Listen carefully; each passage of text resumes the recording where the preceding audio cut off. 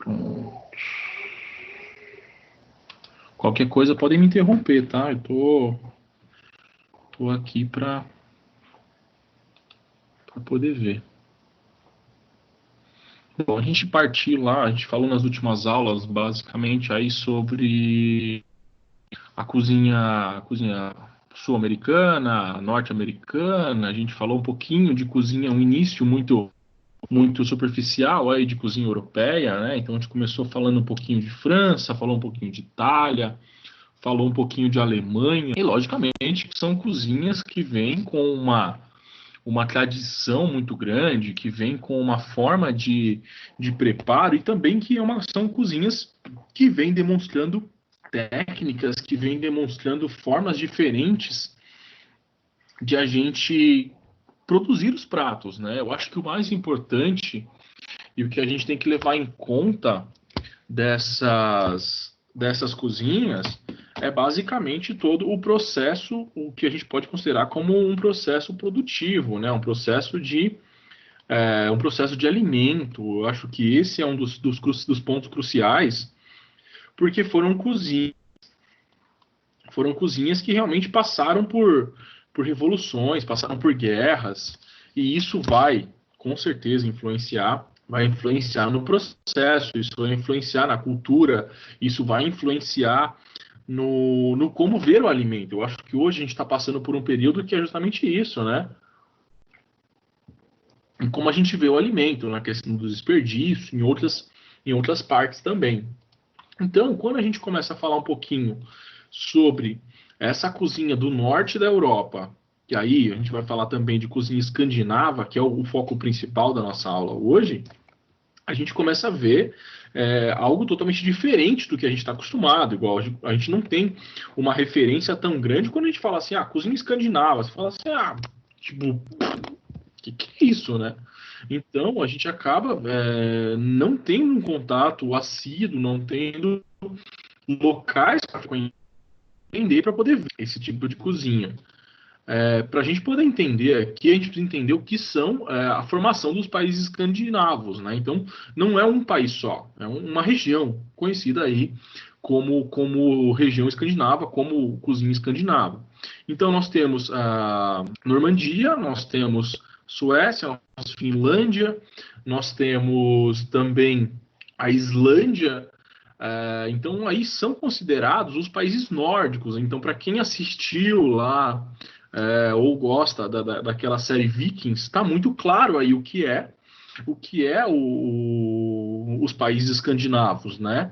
Com uma característica, lembrando que, percebam aqui ó, no mapa, nós temos uma divisa territorial com a Rússia, né? Um mar muito aberto. Então, o que aconteceu num período medieval, na grande ascensão dos vikings aí, no século XII, aonde esses vikings eles eram moradores, eram entre aspas, depende da literatura, você vai encontrar esse termo, né, de selvagens, porque os caras não tinham muito pudor nas coisas, né? Os caras iam eram realmente guerreiros, eram realmente sobreviventes desta região. E o que, consequentemente, fez com que algumas indagações de vamos conquistar, vamos buscar novas terras, começou a formatar essa cozinha escandinava. Se a gente for ver essa cozinha escandinava no globo, né? A gente for ver no globo, ela está muito próxima aos polos, então acaba tendo uma característica de região ser uma região muito fria. Então, quando a gente fala aí da Escandinávia, a gente fala que é uma península do norte da Europa, ocupada por Suécia, Noruega e a Finlândia, e também Dinamarca. Que geralmente aí é considerado uma parte dos laços históricos, né? Então, quando a gente começa a entender um pouquinho sobre essa cozinha escandinava, a gente vai trabalhar algumas características muito particulares, né? A gente vai entender aí quais são a formação desses três países, o que esses três países têm de gastronomia, têm de cultura. Um dos grandes pontos dessa cozinha é que os alimentos eles tinham que ser conservados, Então isso era algo comum, né? Visto que não se tinha refrigeração, não se tinha uma forte agricultura, porque não era composta, não era fácil de a gente encontrar isso lá. Então, legumes, na grande maioria, para uma subsistência ali, nem sempre se conseguia consumir frequentemente, mas eles estavam sempre disponíveis aí durante todos os meses do ano. E também um ponto que é muito importante, que quando se fazia esse armazenamento nos meses de outono e de inverno, então eram os principais. Por quê? Porque são os meses que a gente acaba tendo um aporte alimentício muito menor, né? Então são os períodos que a gente tem menos produção, que a gente tem algumas características.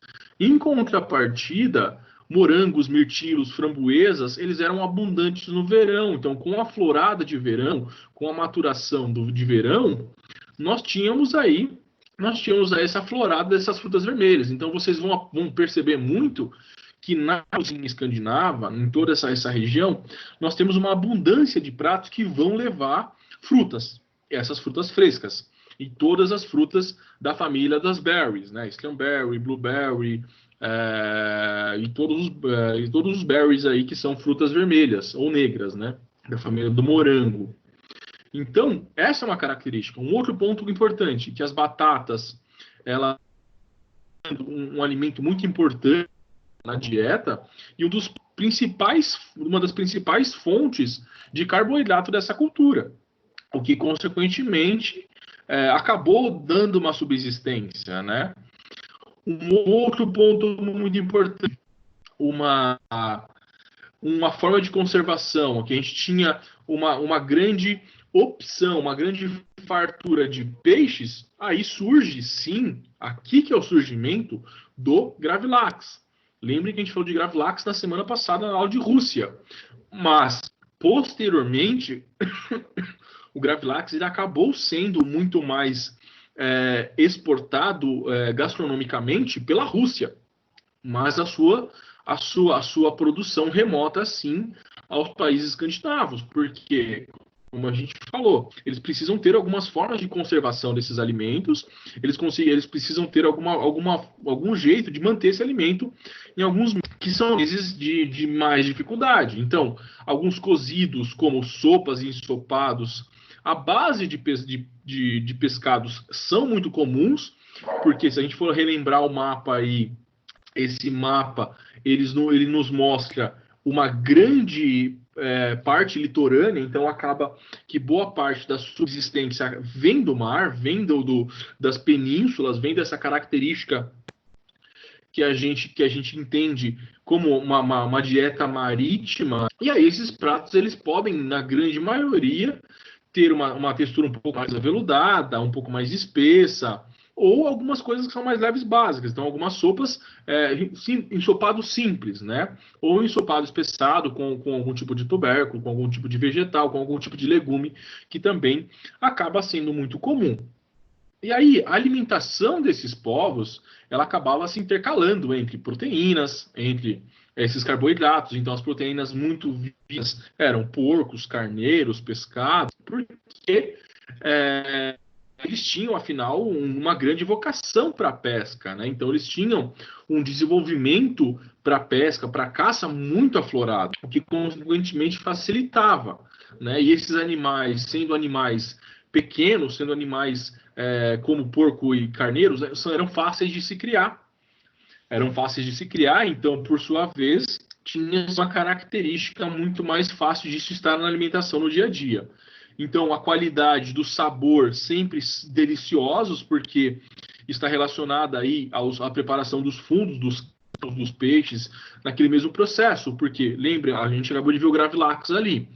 Aquele Gravilax se retirava todo aquele filé do salmão e se conservava. O que eu fazia com os ossos, com as espinhas? Eu fazia um caldo para poder fazer uma sopa. Então, a gente começa a perceber que essa estrutura alimentar de a gente preparar caldos, sopas, ela é muito mais antiga do que a gente imagina. Então, isso já se era preparado, esses caldos, esses fundos, com esses peixes, frutos do mar, e aí também os seus ingredientes aromáticos, né? Então, se tinha vegetais, não se tem uma literatura muito clara sobre esse tipo de cozinha. Então, aqui a gente tem uma sopa de peixe com vegetais, o que é muito comum, nessa localidade. Deixa eu dar uma olhada no meu e-mail aqui, que o meu e-mail não para de chegar de coisa. Fechei. Então, acaba tendo essa característica, acaba tendo esse tipo de consumo nesse local. Já quando a gente fala aí que no verão esses povos eles são muito, o verão para eles é muito valorizado porque é o tempo de melhor colheita, é o tempo onde você sobreviveu ao inverno. Acho que a gente tem dentro da história medieval e um pouco da Idade Média aí, nós temos um fator que é muito importante, que é sobreviver ao inverno. Hoje nós temos algumas séries, alguns seriados que eles demonstram muito isso, né? Que o inverno, ninguém vê a hora de passar, né? Porque realmente é um inverno, na grande maioria das vezes, muito mais brutal. Só que, consequentemente, quando esse inverno passa, o que se espera é o verão. Então, o verão ele traz uma nova energia, ele traz uma característica. E aí também, no verão, nesses locais, nós temos uma característica que é longos períodos de sol, né? Então, o sol vai aí até a meia-noite, mais ou menos. Isso é um grande uma característica dessa região, mediante toda aquela aula nem lembro do que era, se era de geografia, do que era, que a gente de ciências, não lembro, que a gente falava lá dos movimentos da rotação e translação. Então, nessas regiões, nós temos aí também na região dos polos, períodos que o sol bate até meia-noite. Isso ajudava no quê? Nessa floração dos frutos. Então, alguns frutos necessitam realmente de sol, necessitam dessa característica e acabavam amadurecendo sempre no início do verão e no final do outono. Então, isso era muito importante para essa culinária nórdica. As frutas também podiam ser servidas frescas, como geleias, como sucos, como tortas, justamente porque eles não tinham uma característica de alimentação muito fechada. E aqui nós temos uma tartelete de mirtilo, linda essa foto, eu adorei essa foto quando eu escolhi ela, é bonita, chama muita atenção e dá muita vontade de comer. Então, as frutas, elas são muito importantes para esse caminho, são muito importantes para que essa civilização se desenvolva. E o que, consequentemente, fará com que isso vá sendo passado de gerações em gerações, né? O peixe, nessa característica nórdica, é extremamente importante, como a gente citou há pouco, né? Então, a região da Escandinava, ela é a que mais fornece peixe para a Europa. A gente até brinca muito, né? Que o bacalhau é norueguês, né? A gente fala muito disso. Então, a Suécia ela é muito famosa pelo seu lagostim, a Dinamarca pelas suas ostras, a Noruega pelas suas lagostas, camarões e bacalhau. E desta forma, se tem toda uma característica, tem toda uma forma de a gente poder fazer a pesca desse bacalhau, se tem toda uma legislação, hoje, atualmente, né? Se tem uma legislação por trás disso, e tem uma forma de você poder pescar esse bacalhau em alguns certos períodos do ano. Todos esses peixes, eles, na grande maioria das vezes, por método de conservação, eles são defumados, como arenque, cavala, bacalhau, salmão, enguia, que depois são produzidos comercialmente para o mercado interno e também para exportação. Por essa região estar numa localização muito fria, você acaba usando meios de desidratação desses alimentos, que por sua vez fará com que esses alimentos se conservem para outros períodos. Então, a técnica da Noruega, a técnica escandinava que mais foi disseminada por todo o planeta, literalmente por todo o planeta, foi a técnica de bacalhau, né? Onde os grandes bacalhais, as produções de bacalhais muito boas, elas saem dessas águas, né? Eu não sei se foi para vocês, mas eu acho que para outra turma eu passei. Tem um documentário que é muito legal, que é sobre bacalhau, é até do Globo, até da Globo, e é justamente mostra toda essa questão da pesca e mostra que quando a gente fala de bacalhau, a gente vai lembrar de bacalhau, Portugal e Espanha, né? Portugal e Espanha. Mas isso foi algo que foi levado a Portugal e foi levado à Espanha. O verdadeiro bacalhau, ele é norueguês. Então, esse produto, logicamente, ele é normalmente servido no Natal, nessas regiões, e aí também esse produto, por ele ter sido salgado, por ele ter uma característica dessa carne extremamente branca, ele pode ter aí pode ser servido com gordura de porco, com bacon, para poder trazer um pouco mais de sabor para esse peixe. Uma das técnicas mais tradicionais para o preparo de bacalhau é na forma de salga e seca, né? Então, esse bacalhau normalmente ele já na grande maioria das vezes, eviscerado no barco, né? Para que ele não tenha sangue, para que ele não tenha nenhum problema, para que ele não tenha nenhum problema de contaminação, não tem nenhum problema de contaminação, para que ele mantenha essa carne branca e não fique com sabor. Porque quando a gente tem problema com sangue em carne, principalmente se a gente for pegar carnes que têm muita irrigação sanguínea, que acabam tendo sangue, quando a gente cura essa carne, a gente acaba tendo um sabor de ferro um pouco mais característico. Então fica um sabor ferroso, um pouquinho desagradável. Isso não é legal. Quando a gente faz essa evisceração do bacalhau, a gente consegue fazer com que essa carne fique extremamente branca e também ela não fique com esse sabor desagradável. Esse processo de bacalhau, logicamente, nós temos aí, hoje em dia, principalmente em alguns países como o Brasil, nós temos o grande problema, que eu até acho que eu já citei isso para vocês algumas vezes, e principalmente na aula de cozinha italiana, que o problema do Brasil é a história do tipo. Né? Então, nós temos aí no Brasil o peixe tipo bacalhau. Só que o bacalhau não é peixe, o bacalhau é processo. Esse processo de cura de peixe, esse processo de conservação desse peixe é chamado de processo de bacalhau. Então, para que a gente possa fazer o processo de bacalhau, nós usamos algumas espécies de peixe, né? Então, nós usamos alguns peixes do Mar Atlântico Norte, então da região de água fria, e consequentemente esses peixes eles terão uma característica, e nós também usamos alguns peixes do Pacífico, onde as águas são mais quentes. Então, esses peixes, tanto o Gadus morrua, que é o principal, e o Macrocephalus, que é um secundário, uma espécie secundária, eles passam por processo de salga e secagem, simples, tá? Bem simples.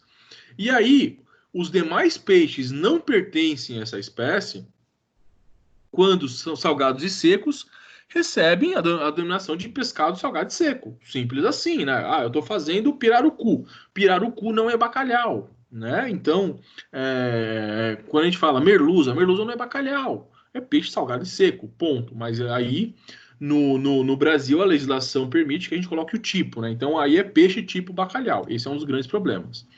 Para a gente poder produzir bacalhau, isso pela legislação, tá? Nós podemos usar 5 espécies de peixe, que são essas que vocês estão vendo. Um é o Gadus morrua, que é esse aqui que é o principal, que é o principal peixe para a produção de bacalhau, é o peixe mais caro, é o peixe que faz aqueles bacalhais inteiros que a gente vê no mercado, e ele é aquele que faz um triângulo, né, que tem essa parte aqui do pescoço que é mais larga. Esse é o morrua. É o bacalhau mais caro que tem, tá? Dependendo da espessura, dependendo de tudo isso. Nós temos o Macrocephalus, que aí é a segunda espécie de gados. Nós temos o Saint, nós temos o Zarbo e nós temos o Ling.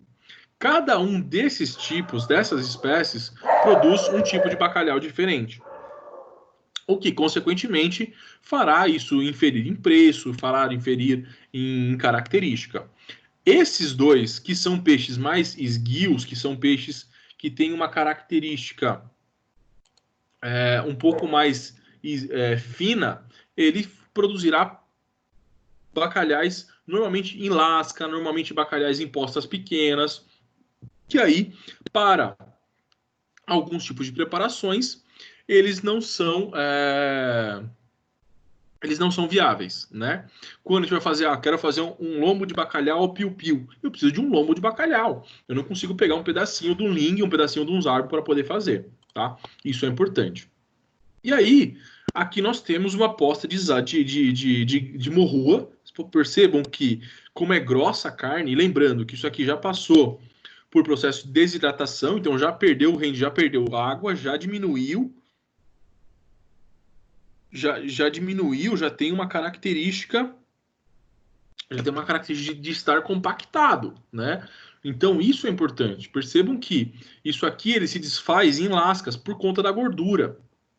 E é um bacalhau muito mais saboroso que a gente tem aí para poder ser consumido. Consequentemente, óbvio, né? É um bacalhau mais caro. Não tem o que a gente querer discutir quanto a isso. Só que dessa forma a gente tem aí um produto de excelentíssima qualidade. Eu acho que isso é o mais importante que a gente tem que ver.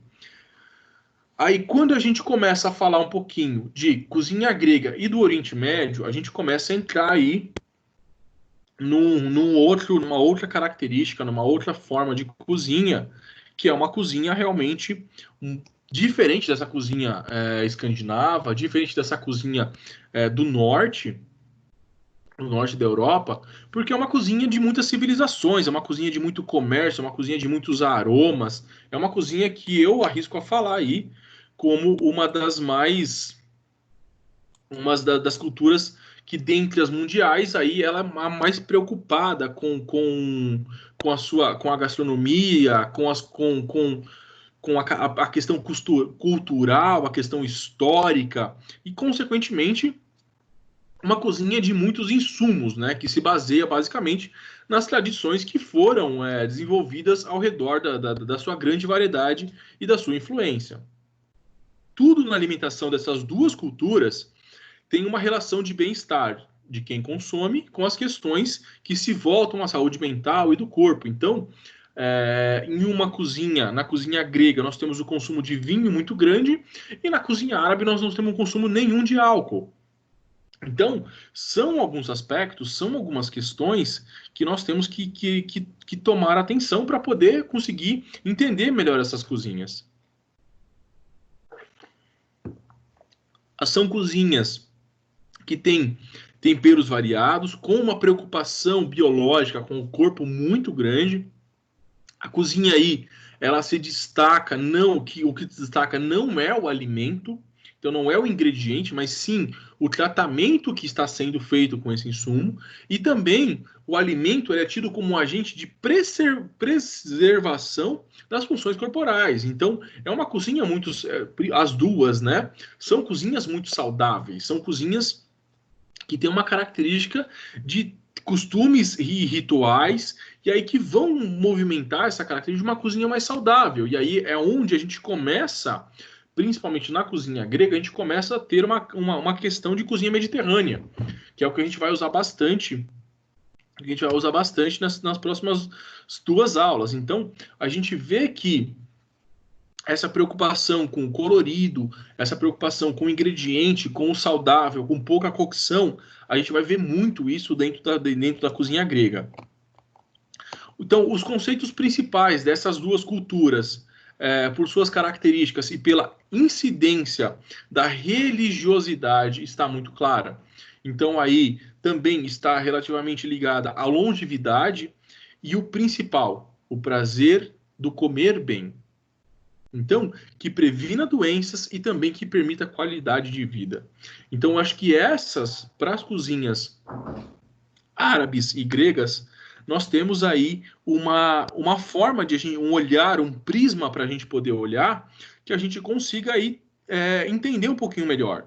Para a gente conseguir entender um pouquinho melhor, a gente tem três questões que são importantes, né? Então, na tentativa da gente tentar conceituar isso, a gente acaba tendo aí três perguntas que a gente tem que responder para poder entender essa cozinha. Para a gente poder entender essa cozinha, que são quais os principais aspectos que influenciam as culturas gastronômicas árabes e grega, né? Quais são os principais ingredientes e produções e qual é a sua relação com a longevidade? E a terceira, como se caracteriza a gastronomia grega por meio da relação com a saúde e os povos que a influenciam? Então, nós temos dentro dessas cozinhas uma questão cultural, nós temos uma questão que realmente é muito maior do que o alimento, né? Uma questão que aqui nós temos senhoras que já têm uma longevidade, que já têm uma característica de idade avançada, que terão aí os seus que fazem dentro dessa fé da Virgem Maria, que vão servir, né? Que vão servir alimento aos que estão passando. Gente, me dá um minutinho que eu tenho 2 segundinhos eu volto.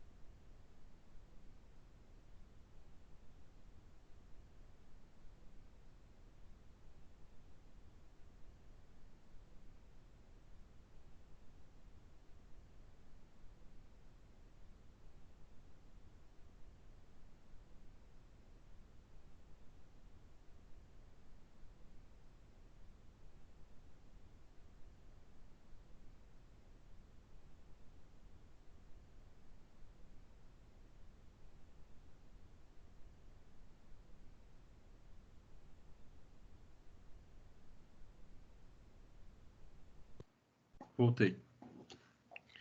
Já trouxe minha garrafa de água também.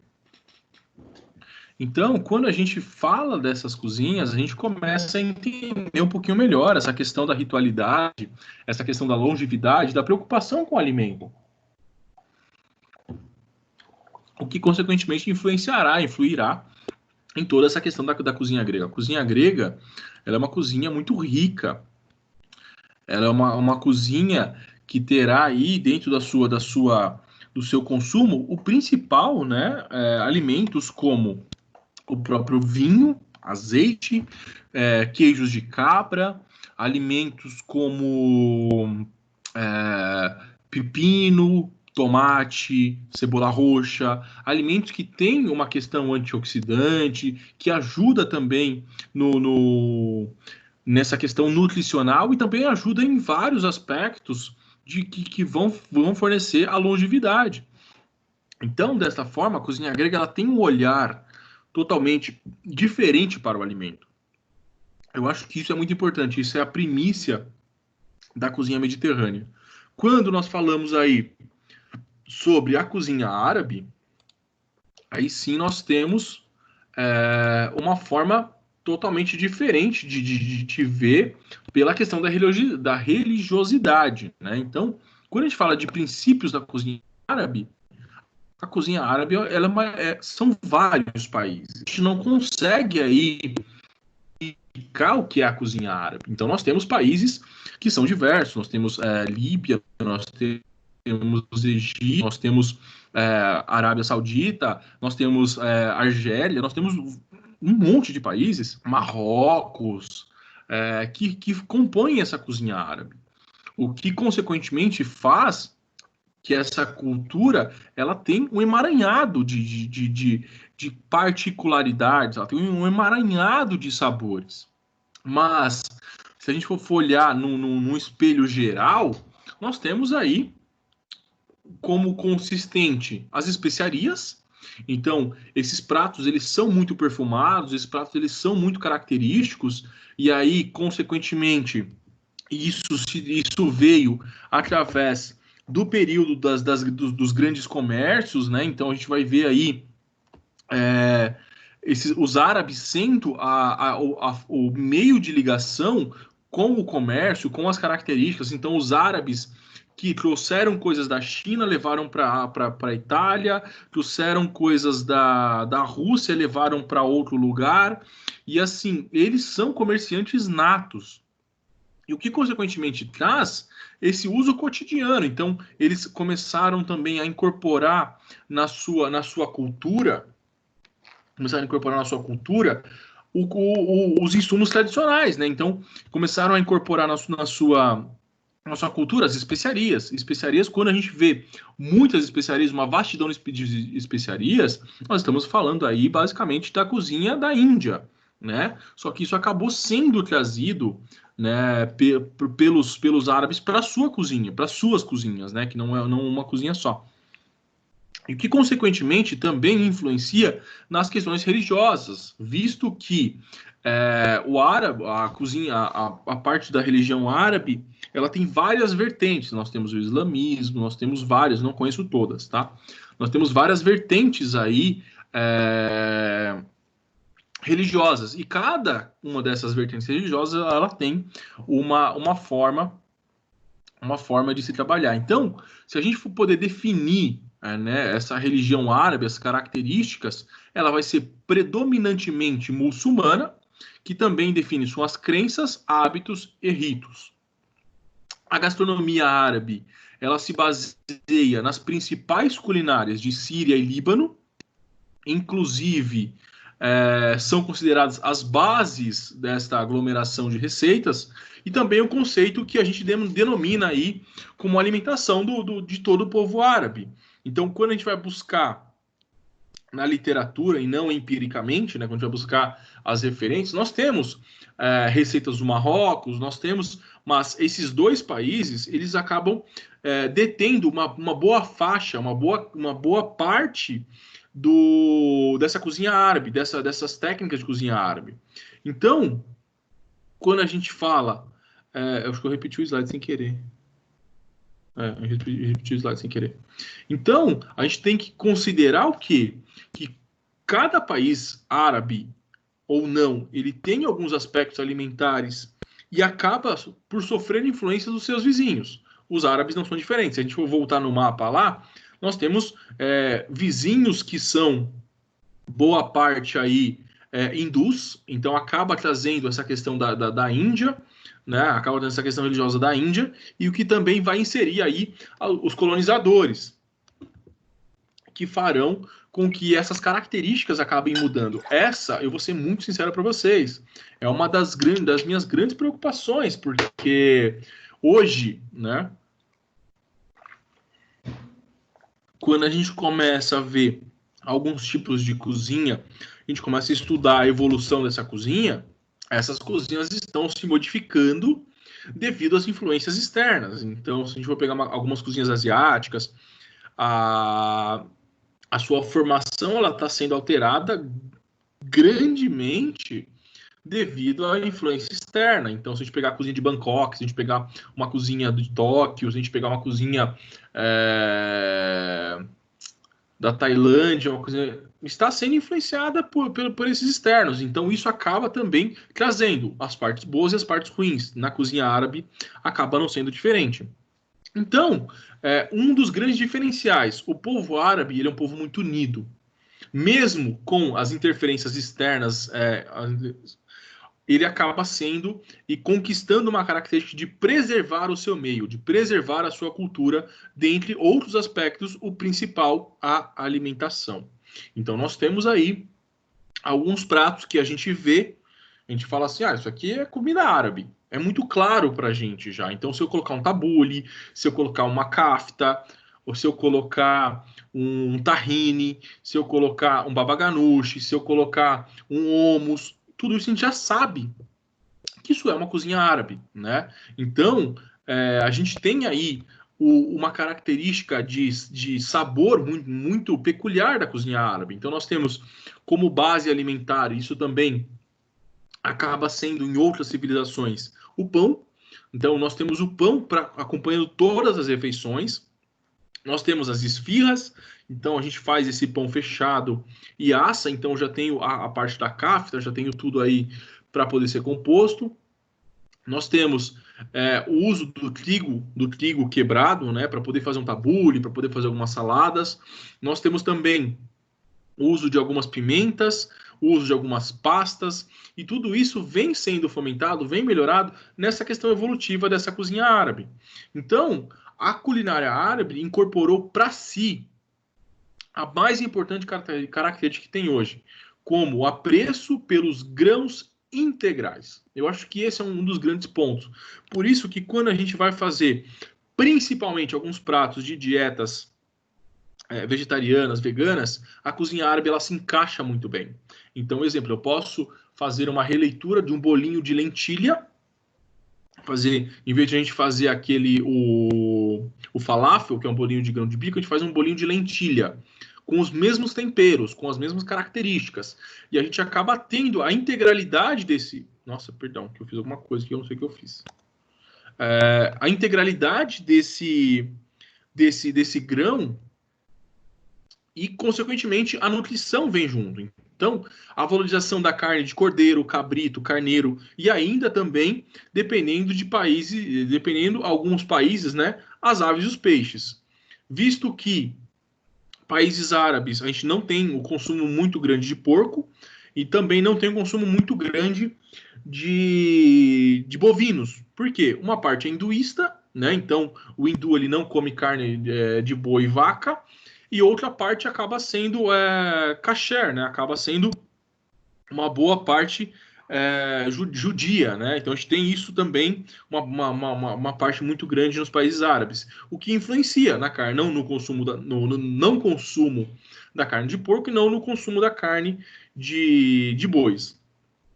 E aí também nós temos uma questão que a coalhada é muito importante, conhecida como laban, tanto fresca quanto seca. O processo é apenas um processo de secagem um pouco a mais, ou um processo de escorrer um pouco mais essa coalhada. Quanto mais ela for escorrida, mais seca ela fica, porque eu concentro muito mais o ácido lático dessa coalhada. E aí ela pode ser servida com cominho, com cebola, com hortelã, e também pode, numa forma muito simples, ser servido com za'atar. Za'atar é um mix de algumas especiarias, semente de linhaça, cominho, pimenta do reino, um pouquinho de cúrcuma. Então, são algumas especiarias, esse za'atar, que a gente usa para poder temperar esfirra, que a gente usa para poder temperar a própria coalhada, e traz uma característica muito saborosa. E também, e aí com essa grande expansão islâmica e persa, nós temos também o uso de cardamomo, cominho, de feno grego, cúrcuma e gengibre, que acaba aparecendo nessa cozinha. Eu falo que meu sonho é justamente eu ir no mercado de especiarias, porque eu acho que eu ficaria maluco assim de tanta coisa para experimentar, de pimentas, de sementes, de sabores, acho que são os principais.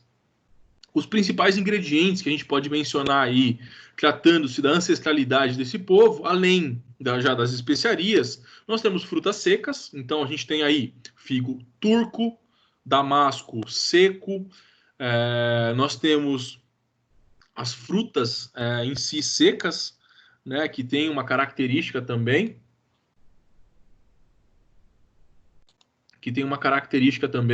nós temos processos de secagem. Então, aí, frutas finalizadas com base de mel ou açúcar, alguns aromatizantes, como água de rosa, flor de laranjeira. Nessa cozinha e também na cozinha indiana, a gente vê muito o uso dessas águas, né? Então, a água de flor de laranjeira, água de rosa, essas águas, elas são extremamente fortes, elas são extremamente potentes em sabor, mas quando coloca no prato, aquilo faz uma harmonia fantástica.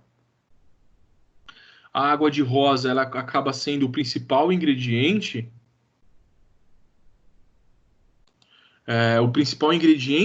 e aí pode ser usado em tudo, né? Então, em pratos, principalmente na confeitaria, nos pratos doces, então, em massas com amêndoa recheada com nozes e mel, ou nos próprios ninhos, ninho de pistache, ninho de nozes, diferentes doces árabes que a gente tem aí nessa composição, como baklava. Uma das características dos doces árabes é que os doces árabes, eles são doces. Por quê? Porque o açúcar, na verdade, o mel, durante um longo período da história, ele dominou todo o comércio. Então, assim, você queria adoçar alguma coisa, ou você queria salgar alguma coisa, isso era formas de status. Então, tanto que o sal ele era tão importante que, em alguns períodos, os trabalhadores eram pagos com sal, de tão importante o que o sal era. E aí que vem a derivação, né? Que vem a derivação da palavra salário, né? Então, e o açúcar também, o mel também, porque até começar-se aí em 1350, 1400 mais ou menos, essa produção de açúcar na África e posteriormente nas Ilhas Canárias, na América Central, nós não tínhamos essa demanda de açúcar. Então, quando você fazia um doce com mel, aquilo era um sinal de status, o que consequentemente você conseguia, você tinha um poder, né? Então aqui, para poder vocês poderem ver, nós temos um pudim de leite de pétalas de rosa de Malabi. E por cima nós temos pistache. Então, assim, a água de rosa, as pétalas de rosa, logicamente, não é sair pegando as rosas do vizinho para poder fazer pudim, gente. Pelo amor de Deus, tem que ser rosa orgânica. Aí a gente consegue fazer. Então, a gente tem alguns preparos que vêm justamente dessa característica árabe. E como base desses ingredientes, então criou-se uma série de receitas, desde ela, petiscos, entradas, pratos principais, acompanhamentos, sobremesas com finalização. E aí, consequentemente, nós temos alguns pratos que são tradicionais, né? Então, nós temos o arroz com lentilha, nós temos a kafta, nós temos o malabi. Então, são pratos aí bem tradicionais. E a gente não podia deixar de falar desse aqui, que eu acho que é um dos pratos árabes mais difundidos em todo o mundo, que se chama shawarma. Shawarma é nada mais, nada menos que um sanduíche, né? Onde a gente pode fazer de carne de porco vegetariano, e aí passa-se um pouco de tahine, alguns vegetais, enrola e você vai comendo, né? Eu falo muito que o shawarma, ele é É que agora a gente não tem isso mais como tendência, né? Mas nós tivemos um tempo atrás uma tendência muito forte do rap, né? Então nós tínhamos aí franquias de rap. Gente, o rap é shawarma, ponto. Né? O rap é shawarma. Essa grande questão é que quando a gente entende isso, a gente olha isso, é um prato extremamente simples de se fazer, com uma cultura e uma história em cima desse prato gigantesca,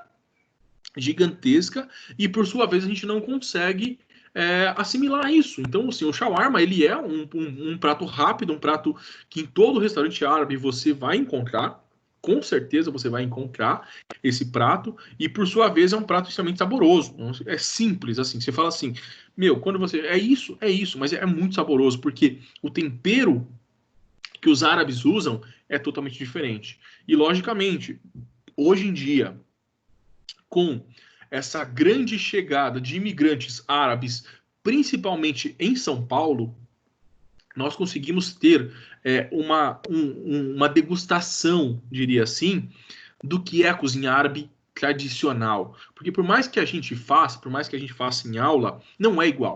Nunca fica igual. Porque tem aquela questão cultural, tem a questão do pouquinho mais de cocção, um pouquinho menos de cocção, um pouquinho mais de tempero, um pouquinho menos de tempero, e tudo isso vai influenciar. Então, nós temos vários árabes tradicionais abrindo seus próprios negócios. O cara começa com uma portinha pequenininha, logo mais o cara já está abrindo um restaurante. E esses restaurantes têm muito sucesso. Então, eu acho que isso é muito legal. É uma forma de a gente comer o tradicional. sírio, líbano, marroquino, e assim vai sucessivamente esses restaurantes que a gente pode encontrar. Dúvida, gente? Fiquei sem voz já.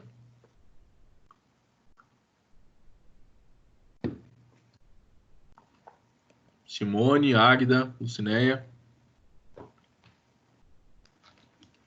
Não, nenhuma dúvida, Oi, professor. Acho que deu Oi, para. professor. Foi meio corrido, mas acho que deu para entender um pouquinho, né? Sim. Uhum.